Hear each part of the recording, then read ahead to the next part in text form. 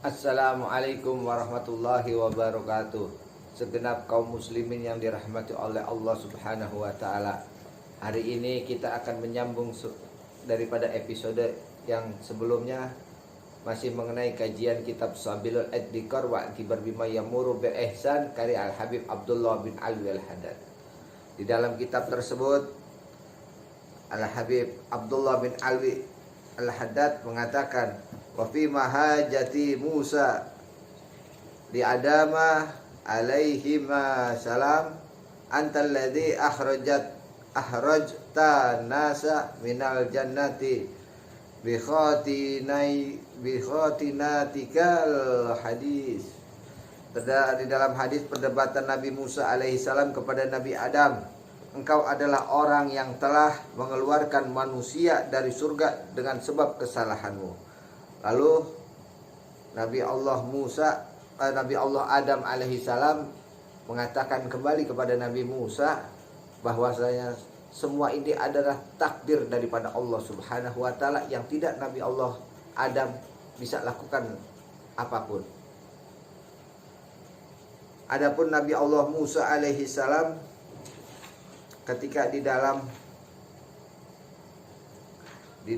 kitabnya mengatakan, ya Allah, wahai Tuhanku, qala ya Rabbi, ma hadhil ummah almarhumatul lati ajiduha fil alwah, qala hum ummatun Ahmad.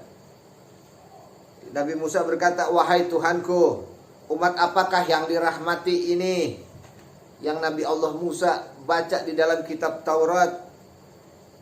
Di beberapa lembaran Taurat Allah berfirman, qala hum ummatan Ahmad yardauna minni bil yasiri minar rizki utihim iyahul wa urdi minhum bi yasiri minal amali udkhilul ahaduhumul jannah bisyahadati alla ilaha illallah. Mereka adalah umat Nabi Ahmad. Mereka ridho dengan rizki dariku walaupun sedikit yang aku berikan kepada mereka, dan dengan demikian aku pun ridho, kata Allah Subhanahu wa taala, dengan amal perbuatan kebajikan mau meskipun sedikit. Aku akan masukkan setiap orang dari mereka ke dalam surga oleh sebab persaksian bahwa tiada Tuhan yang patut disembah secara hak kecuali Allah semata. Nabi Musa berkata, aku sungguh menemukan di dalam berbagai lembaran Taurat umat yang digiring di hari kiamat, sementara wajah-wajah mereka seperti bentuk bulan di malam purnama. Mereka, jadikanlah mereka sebagai umatku ya Allah. Allah Subhanahu wa taala berfirman, mereka adalah umat Nabi Ahmad. Aku akan menggiring mereka kelak di hari kiamat dalam keadaan bercahaya kaki dan tangan serta wajah mereka, disebabkan bekas pengaruh positif pelaksanaan wudhu dan sujud.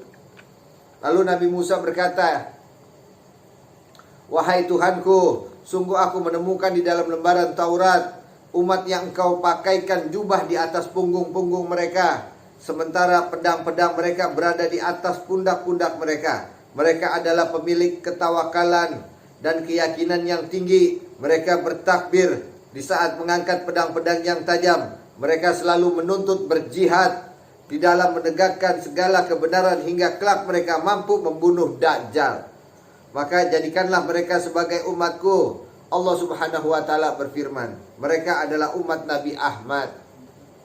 Nabi Musa berkata lagi, wahai Tuhanku, sungguh aku menemukan di dalam lempengan-lempengan lembaran kitab Taurat perihal umat yang melakukan sholat sehari 5 kali, sholat dalam 5 waktu yang berbeda, di sebagian di siang hari, dan dibukakan bagi mereka pintu-pintu langit dan diturunkan rahmat kepada mereka. Maka jadikanlah mereka sebagai umatku ya Allah.